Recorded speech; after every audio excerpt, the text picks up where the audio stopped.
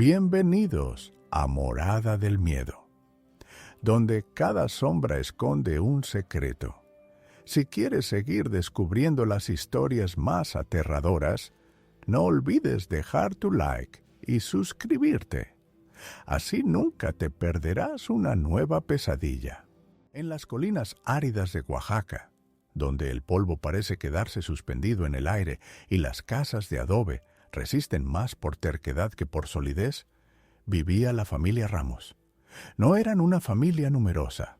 El padre, don Mateo, la madre, Rosa, y sus 3 hijos, Alicia, de 15 años, Tomás, de 12, y la pequeña Luz, de apenas 8.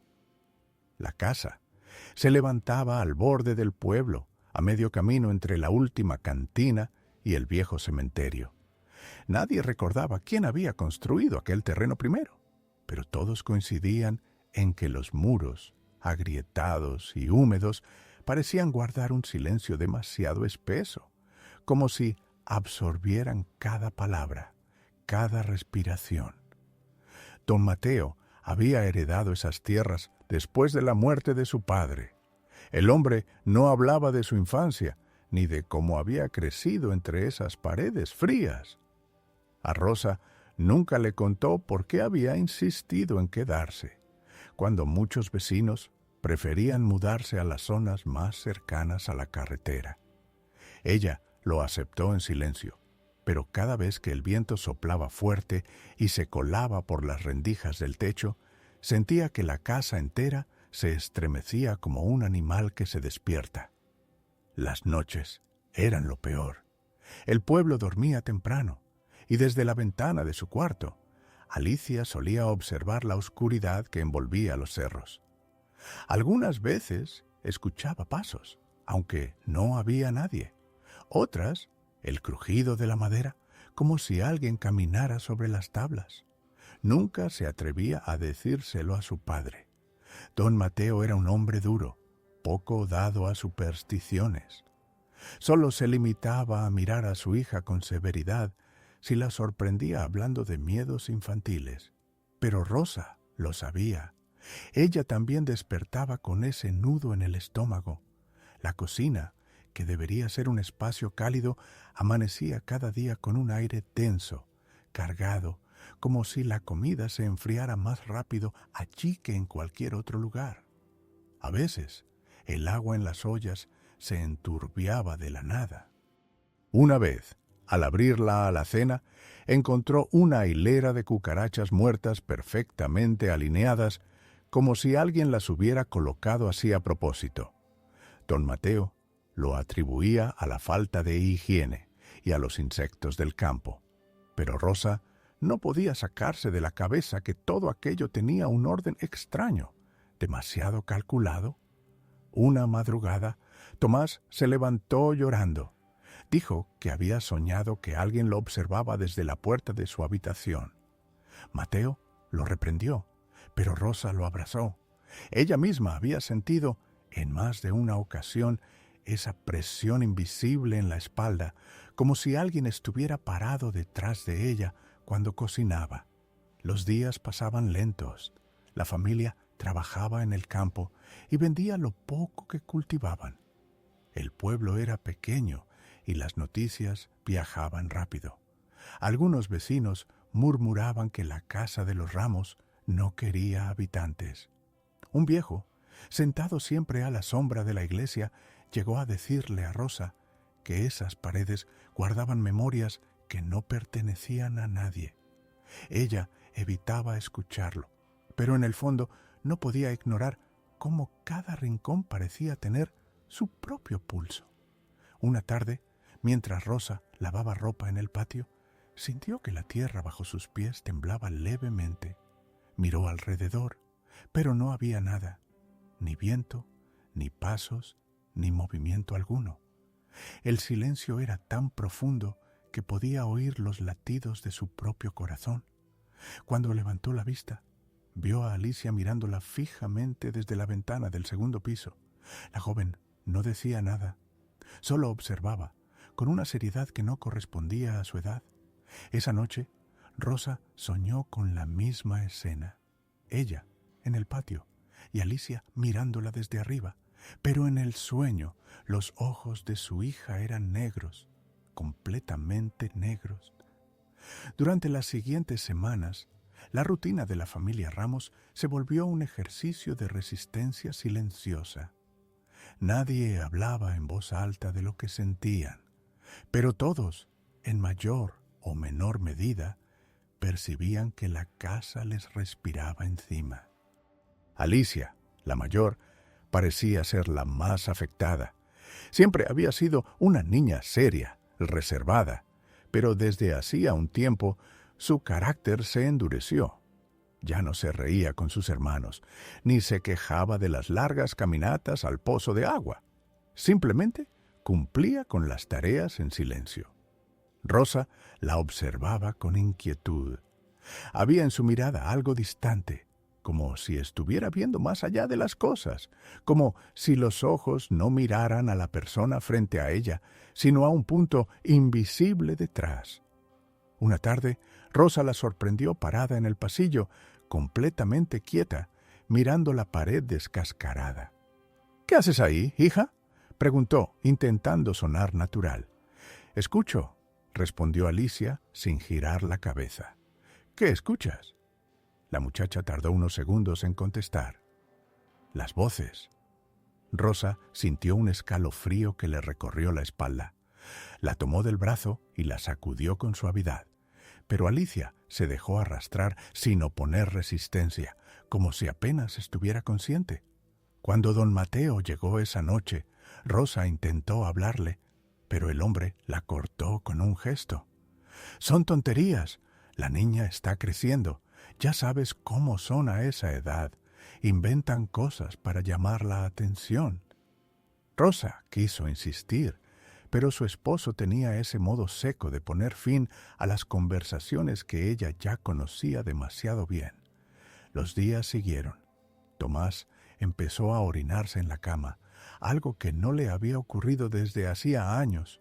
Decía que soñaba con pasillos oscuros que nunca terminaban y que siempre despertaba con la sensación de estar corriendo, aunque en realidad sus piernas no se movían.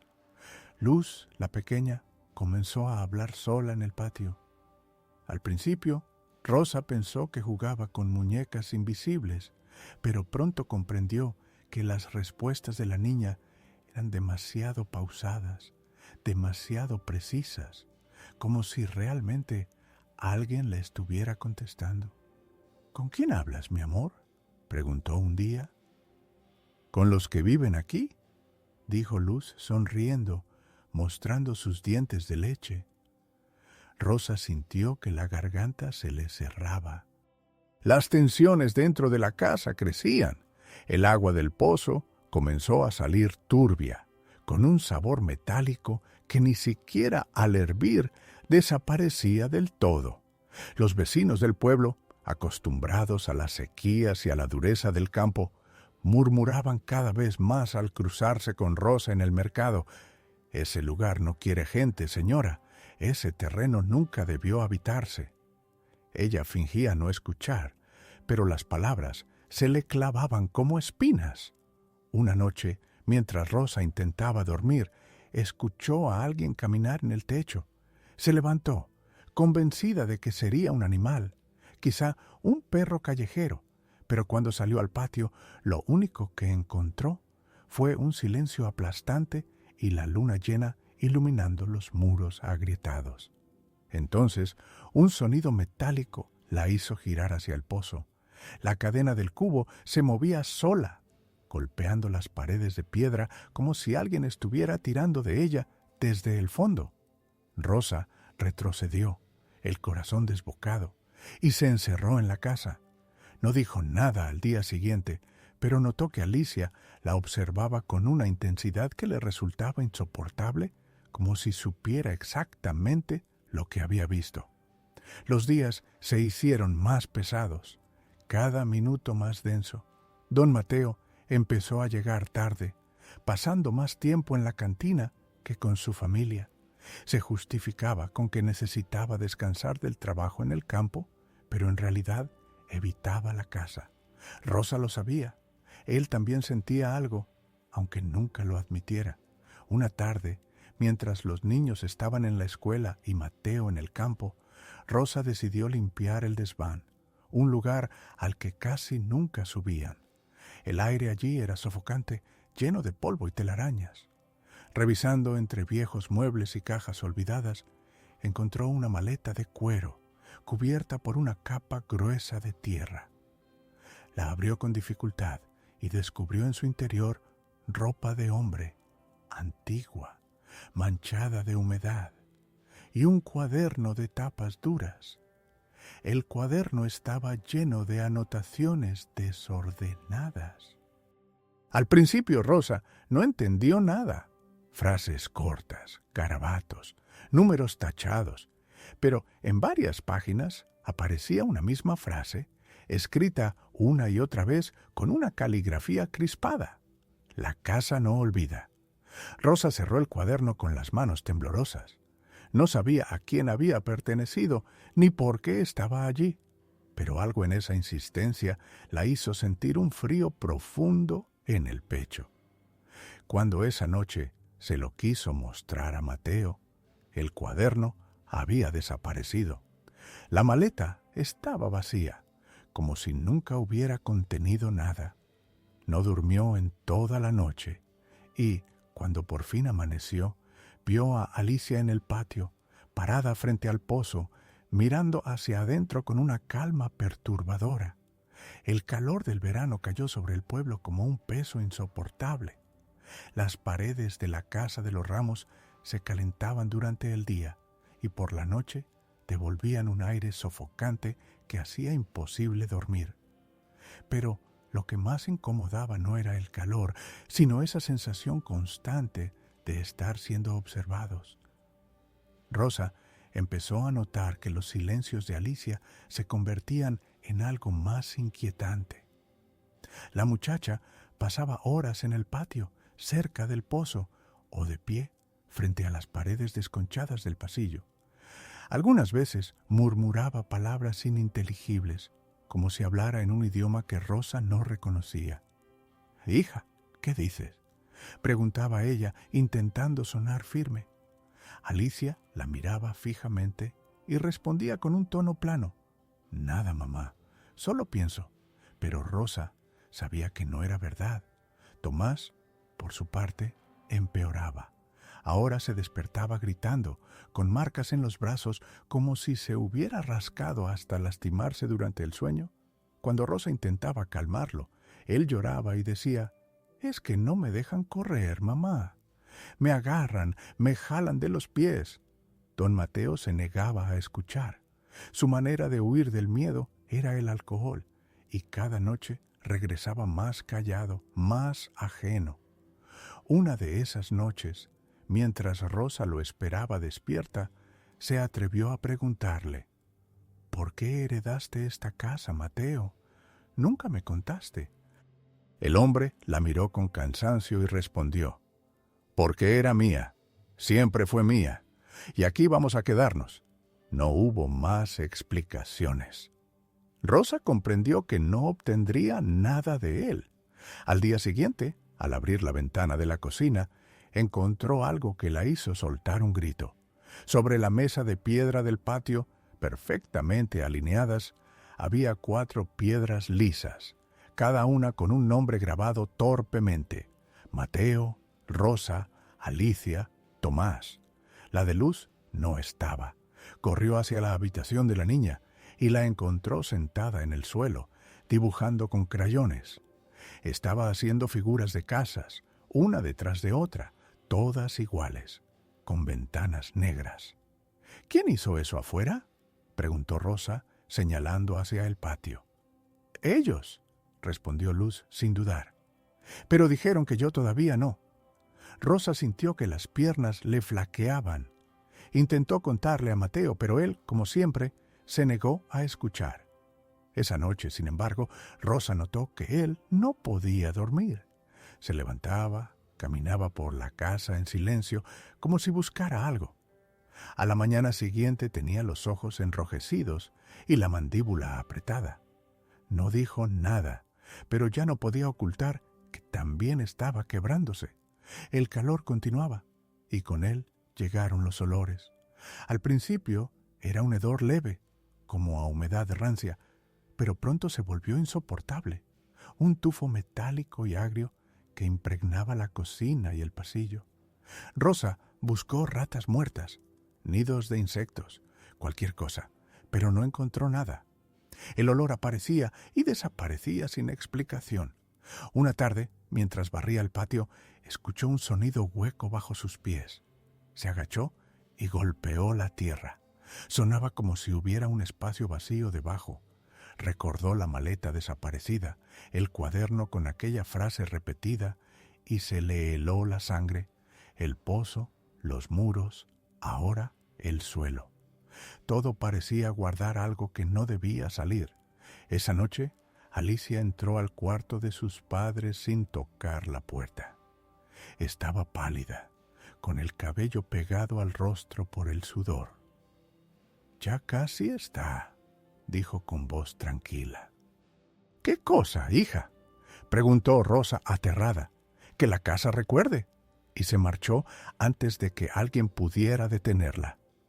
Rosa pasó la madrugada en vela, abrazando a Luz, mientras escuchaba a Tomás murmurar entre sueños y a Mateo beber en silencio en la cocina. La tensión era tan densa que parecía que las paredes iban a reventar. A la mañana siguiente encontraron algo nuevo en el patio. La piedra con el nombre de Luz había aparecido al lado de las otras. La aparición de la piedra con el nombre de Luz quebró definitivamente a Rosa. Esa mañana, apenas vio la inscripción tosca en la superficie lisa, sintió que un frío insoportable le atravesaba el pecho. Tomó a la niña en brazos y le gritó a Mateo que tenían que irse, que no podían seguir viviendo allí. Pero Mateo se mantuvo firme, aunque sus ojos delataban un miedo que no podía ocultar. «No vamos a ningún lado», dijo con la voz ronca. «Esta es mi casa». Rosa lo enfrentó por primera vez en años. «No es tu casa, Mateo, nunca lo fue». El hombre no respondió. Dio media vuelta y salió al campo, como huyendo de una verdad que no quería aceptar. Las horas se volvieron eternas. Rosa no sabía qué hacer. Si se marchaba con los niños, ¿a dónde iría? No tenía familia en otros pueblos, y los vecinos los miraban con recelo. Además, algo en el aire le decía que ya era demasiado tarde para escapar. Esa noche, el calor fue insoportable. Todos dormían inquietos, retorciéndose en las camas. A medianoche, Rosa despertó al escuchar un sonido apagado. Golpes rítmicos, metálicos, que provenían del patio. Se levantó con cautela, caminó descalza por el pasillo y asomó por la ventana. Alicia estaba junto al pozo, golpeando la cadena contra la piedra una y otra vez, como si marcara un compás invisible. No parpadeaba, no respiraba con normalidad. Sus movimientos eran mecánicos, obsesivos. Rosa salió corriendo y la sujetó por los hombros. «Alicia, basta. ¿Qué haces?». La muchacha la miró fijamente, con los ojos enrojecidos, y murmuró: «Es que quieren salir». Rosa la sacudió, pero Alicia no reaccionaba. Finalmente la arrastró a la casa, con la ayuda de Tomás, que había despertado por el ruido. Cuando cerraron la puerta, escucharon cómo la cadena seguía golpeando sola, hasta que de pronto se detuvo. Al día siguiente, Rosa encontró en la cocina una nueva perturbación. La mesa cubierta de tierra húmeda, como si alguien hubiera entrado con las manos llenas de barro y lo hubiera esparcido deliberadamente. En medio de esa suciedad, un dibujo infantil trazado con el dedo, un círculo rodeado de pequeñas cruces. Luz dijo que era el patio visto desde arriba. Las noches siguientes, Tomás empezó a dormir cada vez menos.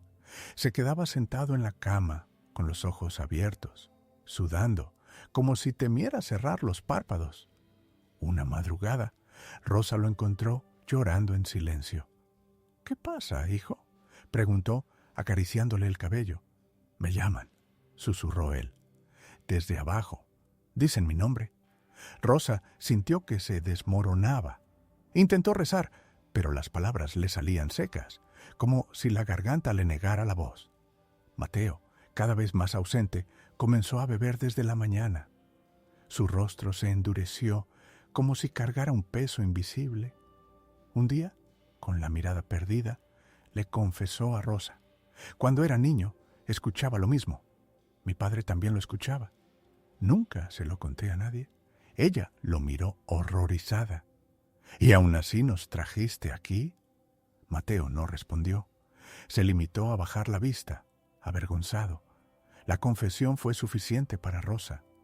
Supo que la casa no era solo un lugar, sino una herencia maldita, un recuerdo perpetuado en silencio. Esa tarde, mientras Rosa trataba de convencer a los niños de empacar algunas cosas, escuchó un estruendo en el patio. Salió corriendo y vio que una parte del suelo se había hundido, dejando un agujero oscuro como una herida abierta en la tierra. No era grande, pero sí lo suficiente para mostrar que debajo había un vacío profundo, imposible de medir. Alicia estaba allí, de pie junto al borde, mirando hacia abajo con una calma inquietante. «Ya casi está abierto», dijo sin girarse. Rosa la apartó con violencia, presa del pánico, y tapó el hueco con maderas improvisadas. Pero sabía que no serviría de nada. El suelo parecía vivo, decidido a ceder. Esa noche nadie durmió. El calor, el olor metálico y la tensión eran insoportables. Luz lloraba, Tomás deliraba, Mateo bebía en silencio y Alicia permanecía quieta, como si esperara. Al amanecer, Rosa se levantó para buscar agua. Abrió la puerta de la cocina y se quedó paralizada. En el patio, alrededor del agujero, habían aparecido más piedras alineadas, cada una con un nombre nuevo, no solo de su familia, sino también de otros, vecinos, amigos, gente del pueblo.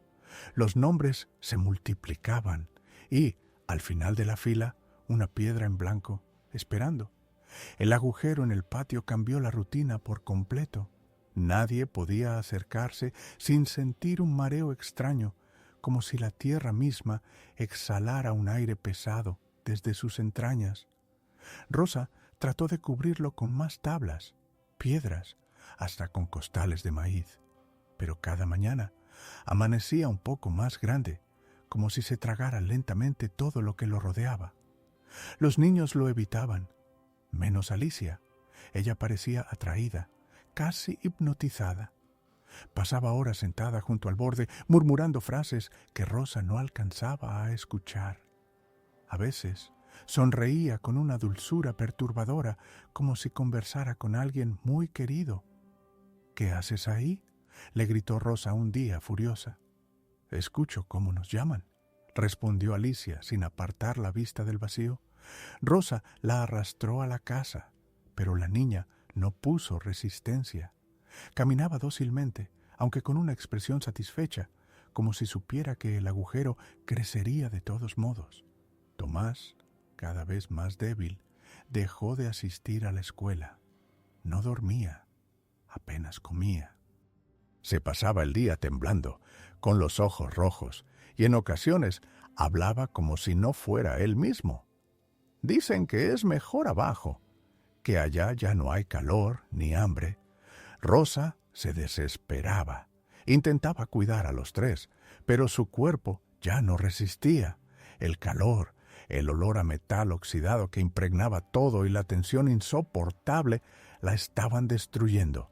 Se levantaba con mareos, caminaba con las piernas flojas. Mateo, por su parte, se hundía cada vez más en el alcohol. Pasaba los días fuera, regresaba tambaleando y dormía en una silla. Una noche, Rosa lo encontró sentado frente al agujero, con una botella en la mano. «Ellos siempre han estado ahí», dijo en voz baja, sin mirarla. «Mi padre me lo dijo antes de morir, que la casa recuerda, que la tierra guarda, y que algún día pedirían lo que es suyo. Rosa quiso sacudirlo, gritarle que reaccionara, pero lo vio derrotado, consumido por una resignación que la aterró aún más que el propio agujero. Mientras tanto, el pueblo comenzaba a cambiar también. Los vecinos evitaban acercarse. Algunos afirmaban sentir vibraciones en el suelo cuando pasaban cerca. Otros juraban escuchar lamentos al caer la noche. La gente empezó a señalar a la familia Ramos como responsables de lo que estaba ocurriendo. Nadie les hablaba ya en el mercado. Eran parias. Una madrugada, Rosa despertó por un ruido sordo en el patio. Miró por la ventana y se quedó sin aliento. Las piedras con nombres se habían multiplicado hasta rodear toda la casa, como un círculo de lápidas improvisadas. La piedra en blanco seguía allí, esperando. Esa misma mañana, Tomás desapareció. Rosa buscó por toda la casa, por el campo, gritó su nombre hasta que la garganta le ardió. Finalmente lo encontró. Estaba dentro del patio, al borde del agujero, con los pies colgando sobre el vacío. Su mirada era serena, como si por fin hubiera encontrado paz. «No tengas miedo, mamá», dijo. «Solo voy a descansar un poco». Antes de que Rosa pudiera alcanzarlo, Alicia lo tomó de la mano y lo jaló hacia atrás. «Todavía no», le dijo con firmeza. Tomás rompió a llorar y se abrazó a su hermana. Rosa, paralizada, entendió que Alicia no era víctima, sino parte del proceso, un puente entre lo de afuera y lo que estaba abajo. Los días siguientes fueron insoportables. Luz enfermó, con fiebre alta y delirios en los que repetía: «Ellos quieren que baje. Dicen que me cuidan». Rosa ya no sabía cómo protegerlos. Rezaba, gritaba, lloraba, pero la casa parecía tragarse cada súplica. Una tarde, desesperada, intentó salir con los niños hacia el pueblo. Tomó a Luz de la mano y le pidió a Alicia que la siguiera. Pero al llegar a la puerta principal, descubrió que no podía abrirla. No estaba trabada ni cerrada con llave. Era como si la madera pesara toneladas. Mateo apareció detrás con la mirada vacía. «No se puede», dijo en un murmullo. Nunca se pudo. Rosa lo abofeteó, histérica, pero el hombre no reaccionó. Esa noche, el agujero en el patio era más grande que nunca. Desde dentro se escuchaban ruidos, golpes, susurros, respiraciones. Rosa los oyó claramente, como si cientos de bocas hablaran al mismo tiempo en un idioma roto. Al amanecer, Rosa encontró la piedra en blanco grabada finalmente con un nombre: Rosa Ramos. El amanecer en que Rosa vio su nombre grabado en la piedra, supo que ya no quedaba tiempo. La línea de rocas alrededor de la casa era un muro invisible. Más allá de él, el pueblo seguía con su rutina, pero dentro todo parecía podrido, condenado. Durante el día intentó mantener a los niños ocupados. Preparó comida, aunque nadie quería comer.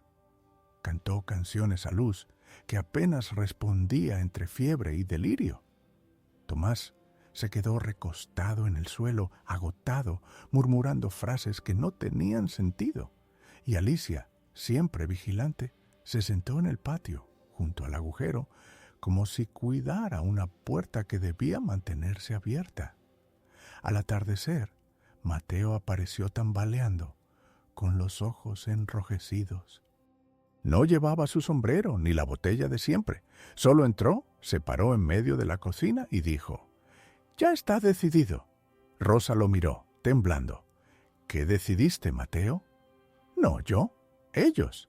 La casa, la tierra, es lo mismo. Siempre lo ha sido». Se acercó al patio y miró hacia el agujero. «Mi padre me dijo que, cuando llegara el momento, alguien tendría que quedarse. Y ahora lo entiendo. Por eso nunca me fui. Por eso nunca pudimos irnos». Rosa sintió que el aire desaparecía de sus pulmones. «¿Quieres entregarnos? ¿A tus hijos?» Mateo bajó la cabeza. No respondió. Esa noche, la familia permaneció en silencio. Nadie habló durante la cena. Nadie intentó dormir. Afuera, el viento golpeaba las ventanas como si quisiera arrancarlas de cuajo, y, desde el agujero, surgían ruidos más nítidos que nunca. Gemidos, risas ahogadas, golpes de uñas contra la piedra. A medianoche, Alicia se levantó y fue hacia el patio. Rosa la siguió corriendo, con Luz en brazos. Tomás, tambaleante, salió detrás. Mateo ya estaba allí, de pie, como esperándolos. El agujero brillaba con una luz opaca, rojiza, como si respirara. La cadena del pozo golpeaba sola, marcando un compás lento y constante. Alicia habló con voz clara. «Ya están todos. Solo falta uno». Rosa entendió de inmediato. La piedra con su nombre. Ella. El silencio fue insoportable. Rosa apretó a Luz contra su pecho y miró a Tomás, que lloraba sin lágrimas. «No voy a dejar que nadie los toque», dijo, con una fuerza que no sabía que tenía. Avanzó hacia Mateo, empujándolo con rabia. El hombre cayó de rodillas junto al borde. Por un instante, Rosa pensó en arrojarlo al agujero, en terminar con todo. Pero no pudo. Mateo no era más que un cascarón vacío, alguien ya devorado por la resignación. Entonces, la tierra bajo sus pies tembló. Las piedras con nombres se iluminaron débilmente, como brasas a punto de extinguirse, y desde el agujero una presión invisible comenzó a succionar el aire, atrayendo polvo, hojas, hasta trozos de madera. Luz gritó. Tomás se aferró al brazo de su madre. Alicia, en cambio, sonrió. «Mamá, déjalos entrar. Así termina todo». Rosa no respondió. Con el corazón desbordado, se acercó al borde y miró dentro. No vio fuego ni sombras, sino una oscuridad absoluta, infinita, que parecía extenderse más allá de cualquier límite. Y en esa negrura distinguió figuras borrosas, hombres, mujeres, niños, como reflejos en agua turbia. Algunos se parecían a los vecinos, otros a rostros olvidados de la familia. Todos la miraban en silencio. De pronto, una de esas figuras extendió la mano hacia arriba. Rosa sintió que el vacío la llamaba por su nombre, con una dulzura insoportable. Entendió que podía acabar con todo si aceptaba, si bajaba. Cerró los ojos, abrazó a Luz con fuerza y con un movimiento desesperado empujó a Alicia hacia atrás. La muchacha cayó al suelo, sorprendida. Rosa dio un paso más y se dejó caer en el agujero. El aire silbó en sus oídos y por un segundo pensó escuchar a sus hijos gritar. Pero luego todo fue silencio. El agujero se cerró lentamente, tragándose la tierra y devolviendo la calma al patio. Las piedras con nombres se desmoronaron una a una, convirtiéndose en polvo. Cuando amaneció, ya no había rastro de Rosa ni del agujero. Solo quedaba la casa, intacta, con sus muros agrietados, como si nada hubiera ocurrido. Mateo permanecía sentado en la cocina, con la mirada fija en la nada. Tomás y Luz dormían exhaustos, y Alicia, desde la ventana, observaba el patio con una serenidad inquietante. Murmuró en voz baja, casi para sí misma: «La casa no olvida».